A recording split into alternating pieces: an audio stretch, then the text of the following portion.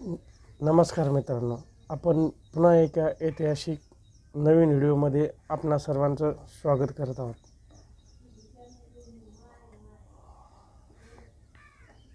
आपण उकडगाव या ठिकाणी असलेले उत्तरेश्वर महादेव मंदिर या मंदिराचा आपण व्हिडिओ घेऊन आलेलो आहे.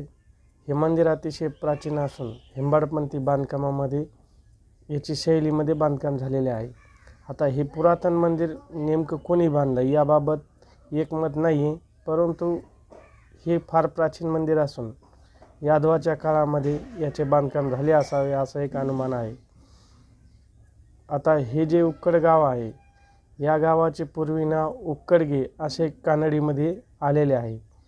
हे गाव त्या काळामध्ये मोठी बाजारपेठेचे ठिकाण असून हे मध्यवर्ती ठिकाण होते. येथे मोठा व्यापार चालायचा आणि तहसील आज रोजी जे तहसीलचा ठिकाण असतं त्याप्रमाणे हे त्या काळातील महसूलचं मोठे ठिकाण होतं आणि मोठी बाजारपेठ होती. या उक्कडगे गावाचा नावाचा भ्रंश होऊन आज रोजी उक्कडगाव हे नाव प्रचलित आहे. हे जे गाव आहे हे आपणाला जालना, अंबड, घनसावंगी येथून तीर्थपुरी आणि त्यानंतर अंतरवाली, टेंभीर, राजे टाकळी आणि उक्कडगाव या ठिकाणी आपण प्रवास करू शकता. त्याच्यानंतर आपण जालना, घनसावंगी, कुंभारपिंपळगाव येथून उक्कडगाव या ठिकाणी येऊन हे जे प्राचीन पुरातन असं जे मंदिर आहे हे आपण बघू शकता. अतिशय सुंदर असं हे मंदिर असून हे गोदावरी नदीच्या काठावर वसलेले आहे.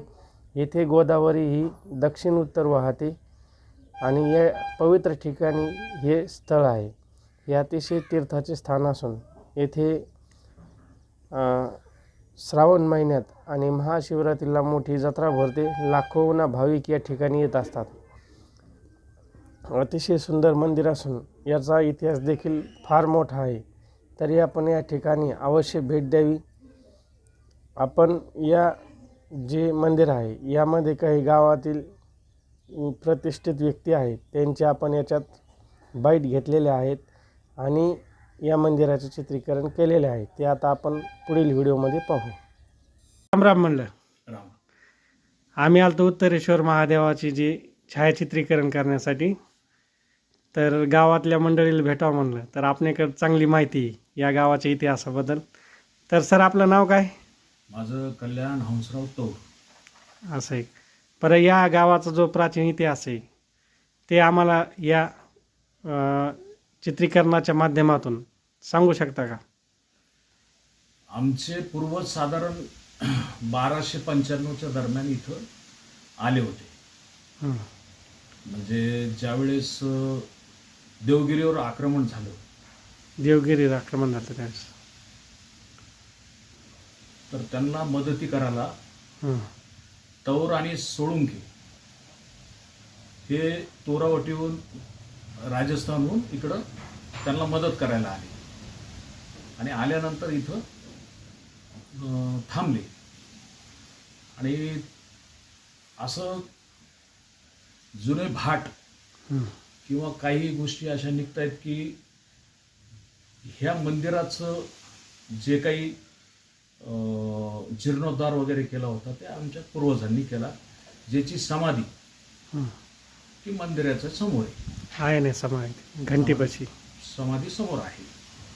आणि सगळ्यात वैशिष्ट्यपूर्ण की याच्या पाठीमागे जे शमीचं सौंदर्याचं जे झाड आहे तर ते त्याच्याही पूर्वीचं मंदिराच्या स्थापनेच्या पूर्वीचं आहे म्हणतात. जुनंही म्हणायचं ते. हां, सगळ्यात जुनं ते होतं. पण ह्या वर्षी ते थोडं जीर्णोद्धार चालू आहे तिथे. ते पडलं ते झाड. असं आहे. आणि आमच्या जर मंदिरातल्या सगळ्या ज्या खांबाची मोजणी किंवा त्याचे टोटम किंवा त्याचं सगळं जर अभ्यास केला तर साधारण ते फार पूर्वीचं हेंबाडपंथी आहे. त्याची शैली हेंबाडपंथीची. आता आहे.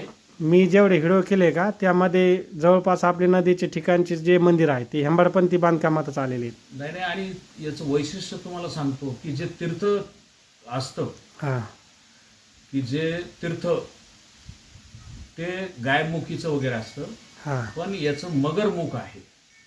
तीर्थाचं. तीर्थाचं जे डिझाईन वगैरे जे आहे ते मगरमुखी आहे. तर मगरमुखी हे जर तुम्ही भारताच्या हेमाडपंथीमध्ये जर बघितलं तर हे सर्वात पुरातन मगरमुख आहे. हां. तर आपण हे मंदिराचं कोणी बांधलं काही असं काही आहे का आपल्याकडं?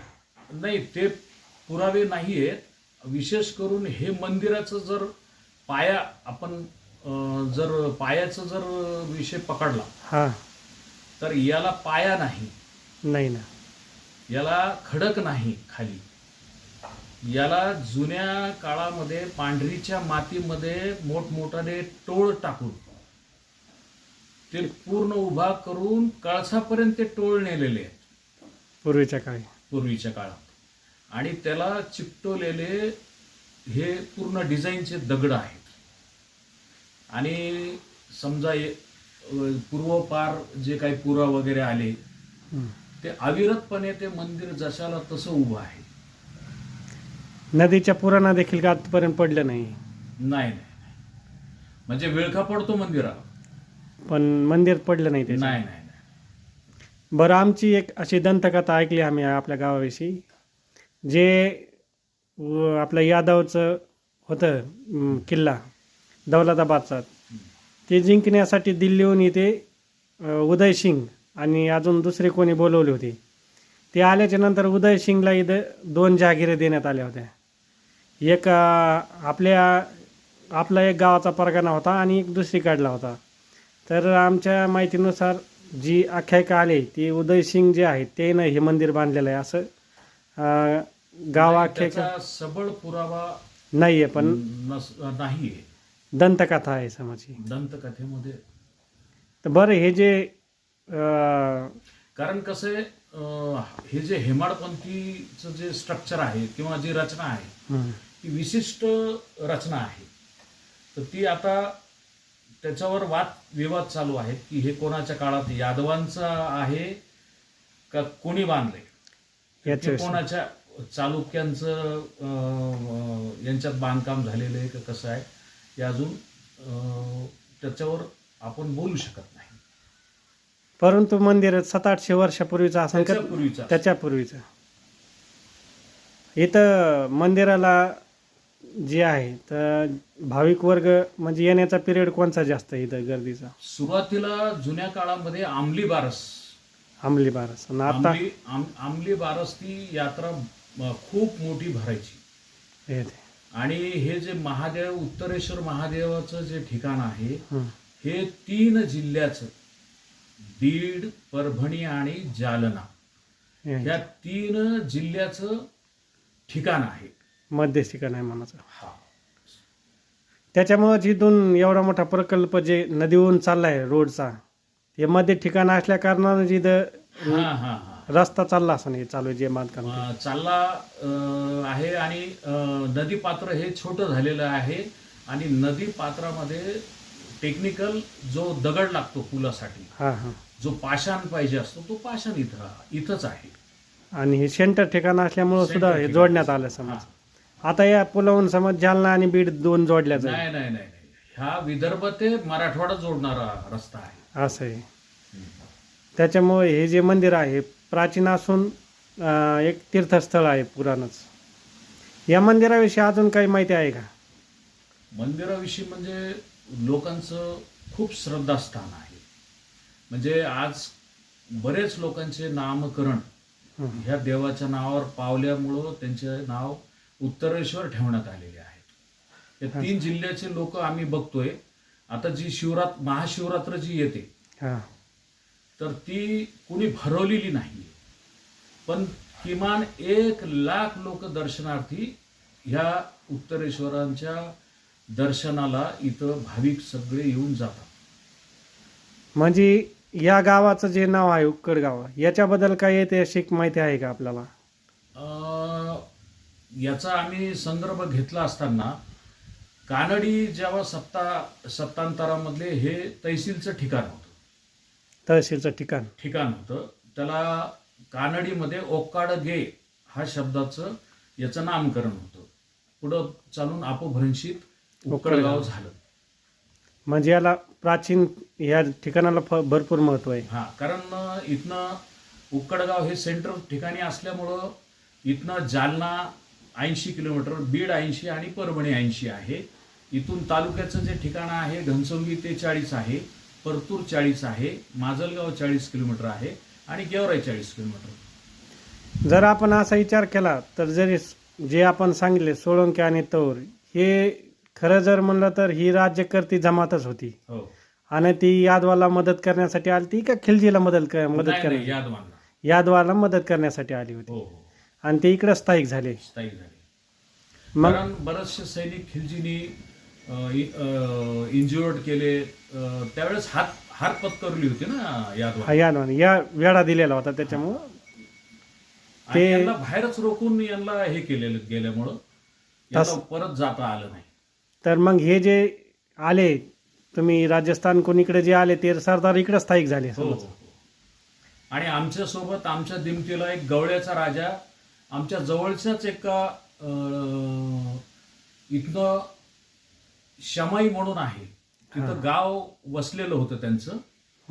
आणि ते दोघं मिळून इकडं जसं जुन्या काळामध्ये नॅशनल हायवे म्हणजे गोदावरी नदीच्या कडेचा पठार असं असायचं.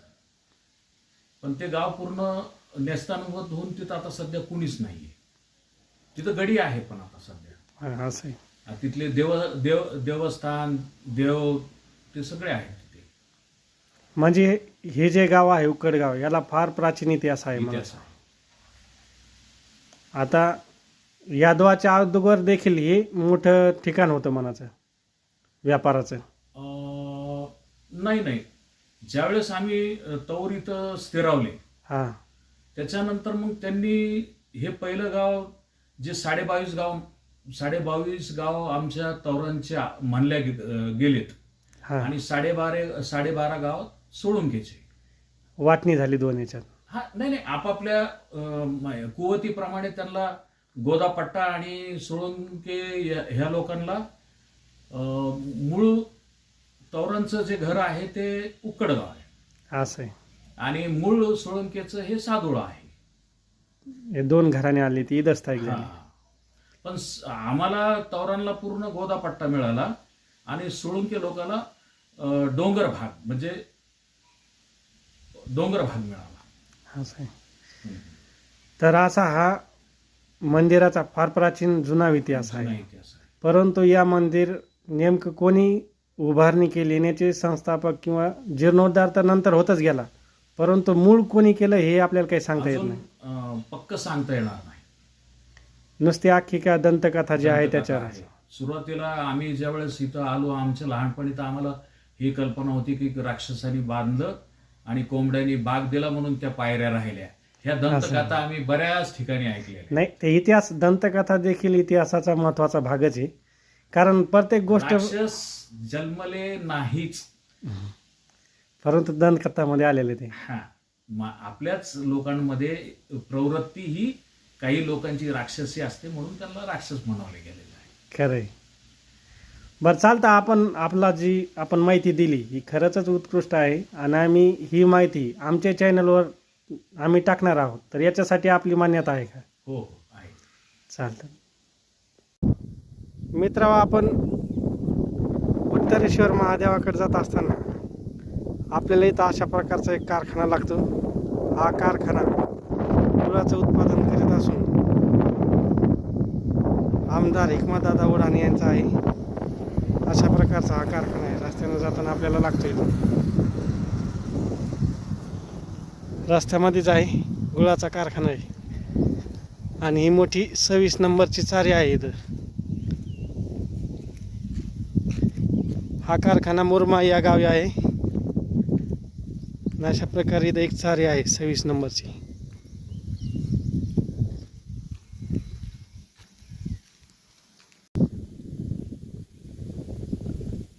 हा कारखाना आहे,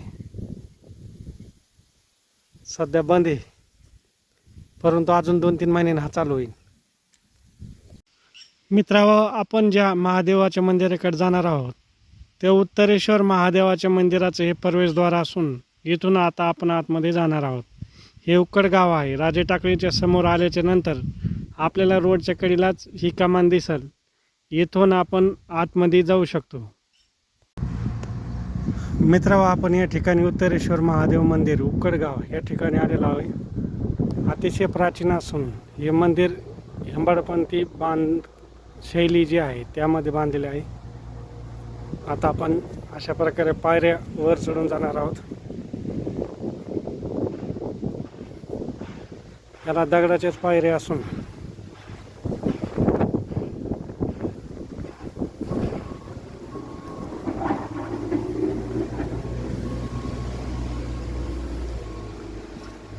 अशा प्रकारे प्रवेशद्वार असून याला 3 प्रवेशद्वार आहेत. आता हा बघा नंदी, अतिशय सुंदर आणि उत्कृष्ट असा मोठा नंदी आहे. आपण बघू शकतो.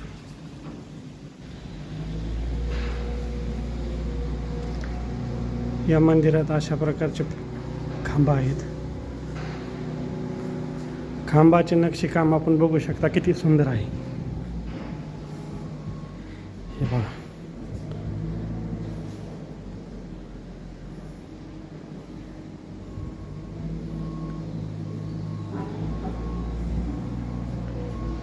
या प्रकारचे खांब आहेत.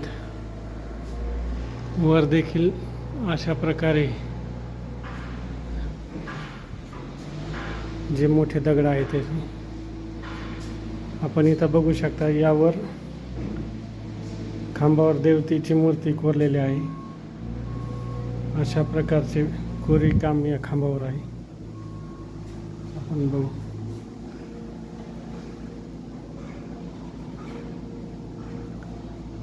या मंदिरात प्रवेश करण्यासाठी या ठिकाणी देखील एक द्वार आहे.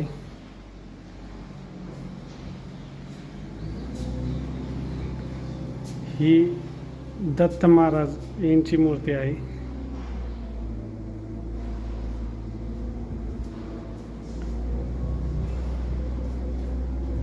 हा मंदिराचा गाभारा असून या ठिकाणी आपण वर बघू शकता. वर देखील दगडामध्ये देवता आणि शिवमूर्त्या कोरलेल्या आहेत. अशा प्रकारे हा दरवाजा असून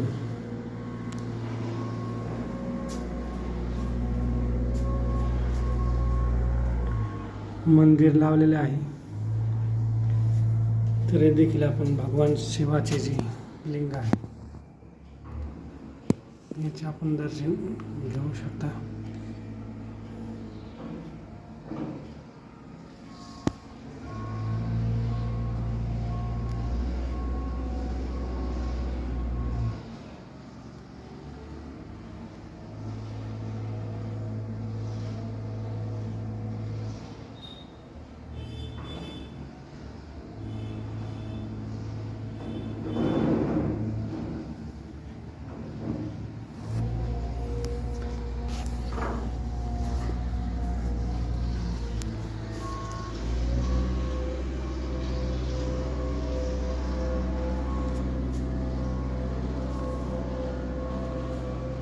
अतिशय प्राचीन मंदिर असून हे मंदिर गोदावरी नदी, तिला दक्षिण गंगा, गौतमी गंगा असे देखील म्हणले जाते. या दरवाज्यातून आपण बघितले असता या साईडला आपल्याला नदी दिसेल. या साईडला आपल्याला नदी दिसेल. झाडामुळे पूर्ण दिसत नाही तरी देखील आपण बघू शकतो. सध्या नदीला पाणी आहे.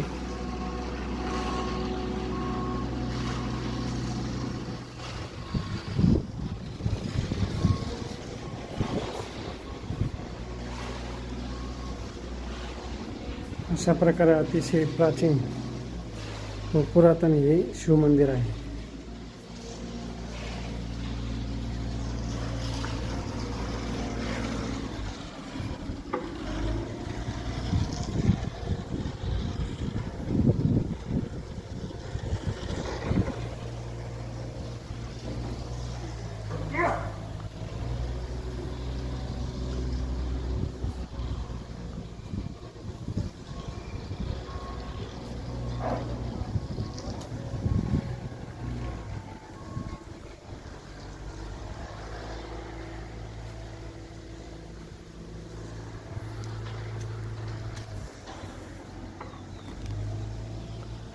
मंदिराचे जीर्णोद्धाराचे काम चालू आहे.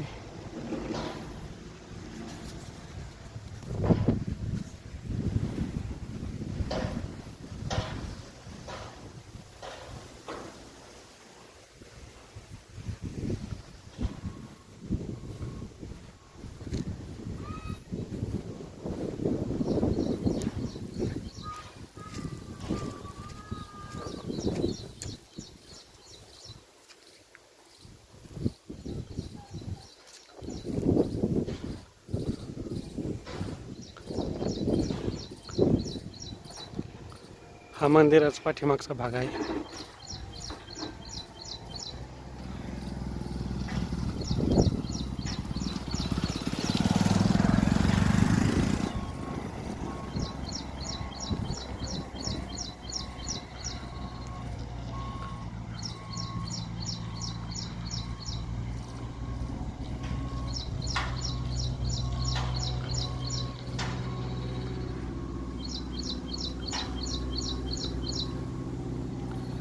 गोदावरी नदीतून पलकड जाण्यासाठी हा पूल बांधकाम चालू आहे.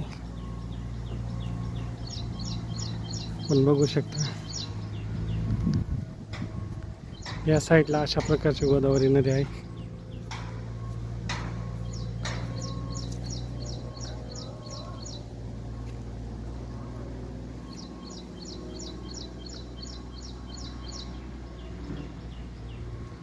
हा एक दरवाजा आहे.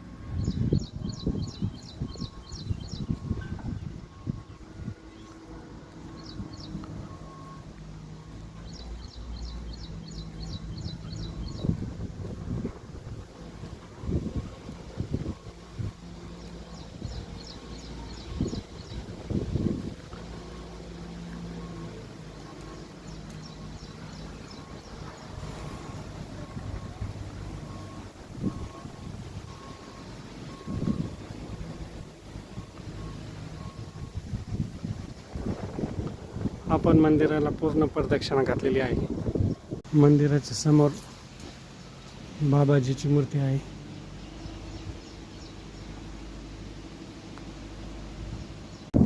हा मंदिराचा परिसर असून बघू शकता आपण इथे बाबा ध्वज आहे.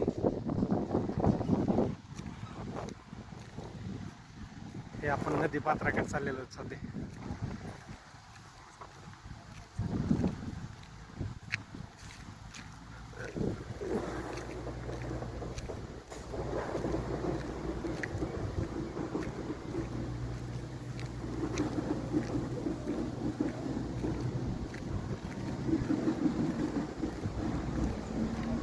या ठिकाणी नदी ही दक्षिण उत्तर वाहते.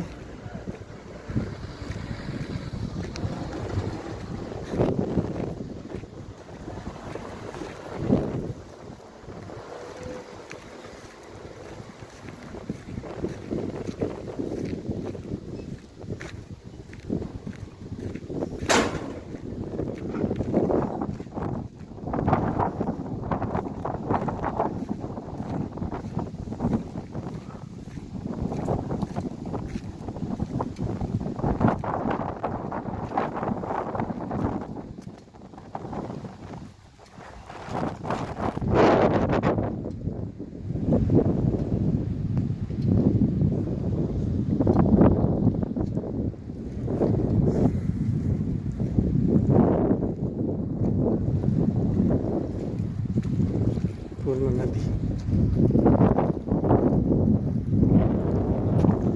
ही गोदावरी नदी असून हा उकडगाव येथील घाट आहे.